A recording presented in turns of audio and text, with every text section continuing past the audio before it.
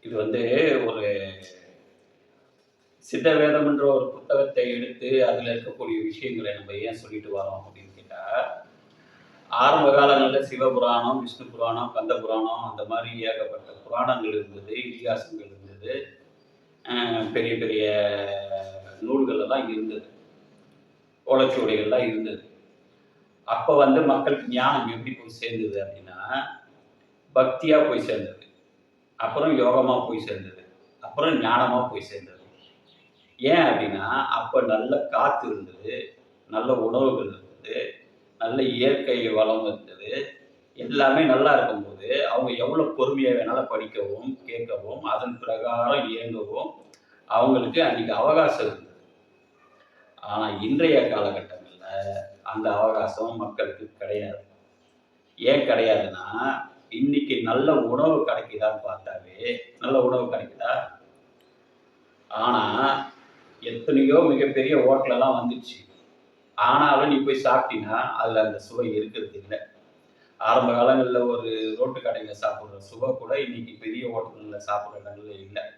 இதுக்கு காரணம் என்னன்னா, எல்லா சத்து பொருளும் அதோடைய சத்த குறைச்சி, அதோடைய தன்மைய மாத்தி நமக்கு உணவுப் பொருளா வருது.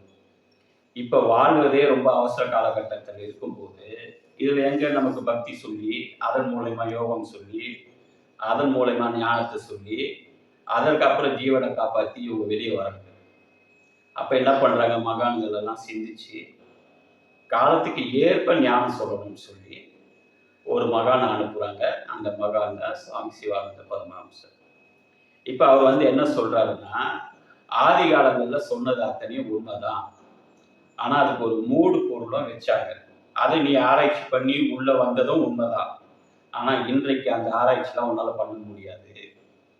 அதனால உயிரை தக்க வைக்கிறதுக்கு நான் ஒரு ஞானம் சொல்றேன்.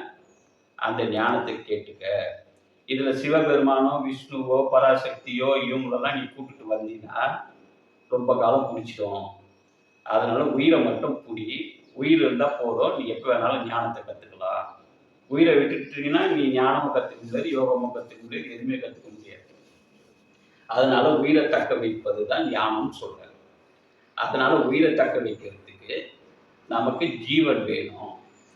அந்த ஜீவனுடைய பெரிய விஷயத்த நான் எடுத்து உனக்கு சொல்றேன். ஜீவனோட அற்புதத்தை சொல்றேன். அதனுடைய வரலாற்றை சொல்றேன். ஜீவன்னா என்ன?